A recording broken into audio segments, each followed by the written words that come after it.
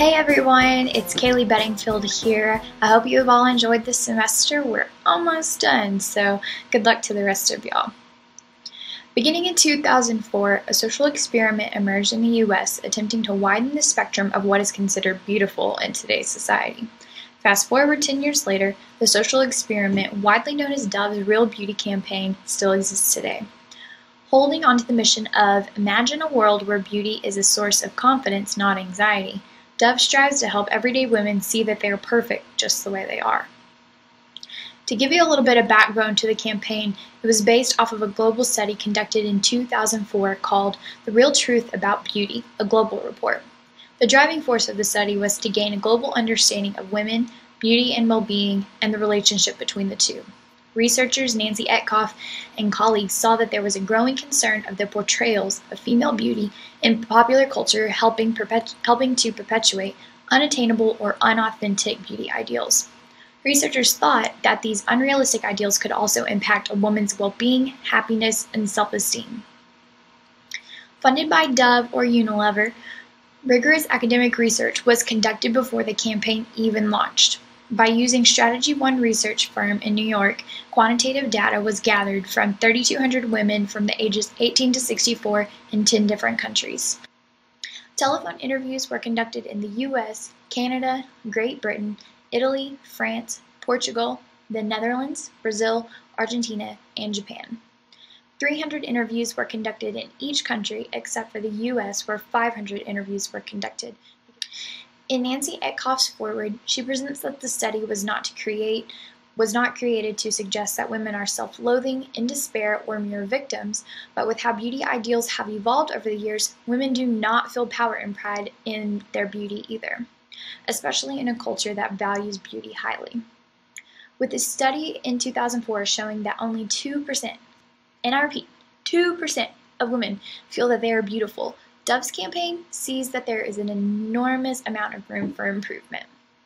When the study was conducted, Dove made the statement that they understand the relationship between women and beauty is complex. It can be powerful and inspiring, or it can be elusive and frustrating as well. After the global study was conducted, they found that it was time to lift the quota system on images of beauty, and that it was time to diversify human beauty globally throughout all cultures. With the women interviewed in 10 different countries, 72% of them found themselves to be average when it came to beauty. Brazil was the highest country, though, with women considering themselves as beautiful or gorgeous, and that was at 6%. Still a very, very low number. Questions were not asked strictly upon appearance, but how each woman felt about her own beauty and perception of self.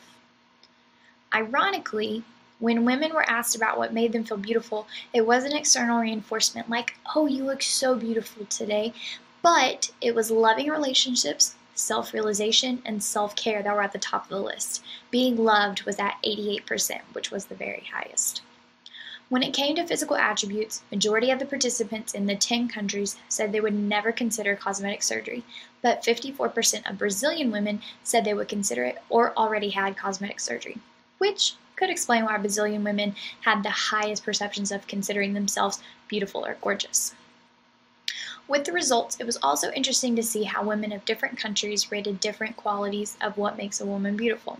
Countries like Italy, Brazil, Argentina, and Japan focused more on physical features, but other countries weighted happiness, kindness, confidence, dignity, and humor as powerful components of beauty. The global study covered many different aspects of beauty, such as how a woman perceives herself, what makes a woman feel beautiful, how women perceive other women, perceptions of beauty in general, how the media defines beauty, and also better ways to depict women in the media.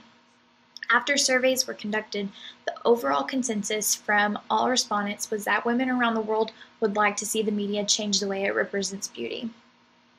Results of the study remarkably showed that women's perceptions all over the world were relatively the same.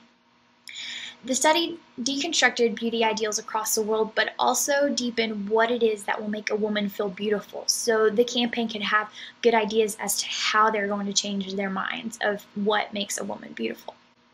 More importantly, It helped form the campaign's specific objectives, target audience, and targeted messages to help change the perceptions of how women perceive beauty globally. It was a huge task, but with Dove's preliminary in-depth research, I believe that the well-known campaign would be able to deliver a well-marketed and distributed campaign. So since the campaign started in 2004, it created a movement in the ideology of beauty, and it has showed women through short films and advertisements that beauty is within a woman herself, not by what the media or society tells her. In 2004, when the campaign launched, Dove distributed ads and asked viewers to judge the women's looks in the ads. They were invited to cast their votes on their website, campaignforrealbeauty.com. With the voting process, Dove was able to measure their outreach and also gain qualitative data on how their ads were being perceived. Were their ads successful, or was there something that they needed to alter? Women's feedback through the Campaign for Real Beauty website helped them survey their campaign while it was in the beginning stages. In 2005, Dove kicked off their second iconic phase of the campaign, featuring real women whose appearances were unlike any of the beauty stereotypes seen in the media. This showed women with real curves and real bodies. The goal of the addition to the campaign was to debunk the stereotype that thin bodies is the only thing that is considered beautiful. Once again, this drove thousands of women to their Campaign for Real Beauty website and enabled them to gain constant feedback for their target audience, or from their target audience. Through the next few years of the campaign, different ads continued to emerge throughout the media, and Dove even produced a short film called Evolution that showed the transformation of a real woman into a model. It promoted awareness about how unrealistic perceptions of beauty are created.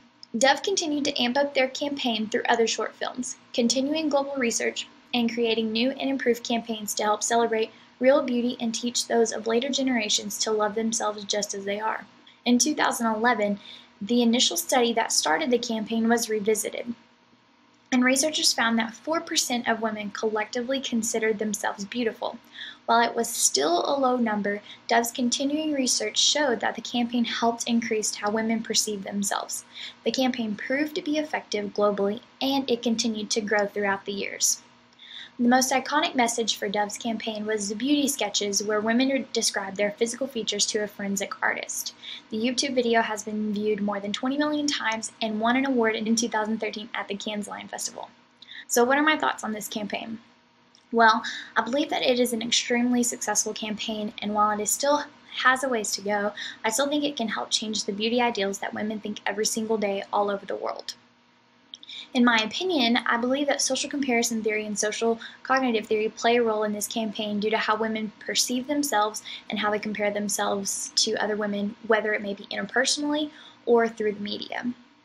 Throughout the timeline of this campaign, Dove showed research and evolution constantly throughout their whole campaign. They funded a global study before the campaign even launched. They evaluated their campaign by their target audience's feedback through their own website, advertisements, and social media, and they also conducted their preliminary study 7 years later to see if the campaign had made any success at all, which it had.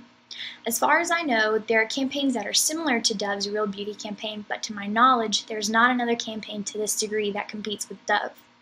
When this campaign launched, it was very possible that it was going to backfire with the boomerang effect, so Dove had to select their messages very carefully, because if they did not portray their messages with enough diversity in culture and in body shapes and sizes, women all over the world could have completely discounted the whole campaign.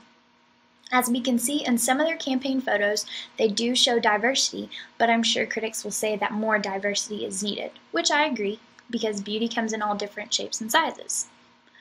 Overall, I genuinely like and appreciate this campaign, especially with me being a woman myself. I think Dove has produced highly creative messages that can really grab a woman's attention, such as the beauty sketches and beauty patch videos. Their strong efforts in changing a woman's perceptions of beauty has made headway, although the majority of the media and society hasn't moved towards the same type of perceptions just yet. So, with this presentation and with the Dove Beauty campaign in mind, what are your thoughts on this campaign? How are they going to make the media try to adopt these kind of ideas and try to accept more of the different types of cultures and body shapes and sizes? Is there something that Dove is missing in their evaluation? What else do they need to do? So let me know what you think. I would love to hear what you have to say about this campaign. So I hope you enjoyed this presentation, and good luck on the rest of y'all's. Bye!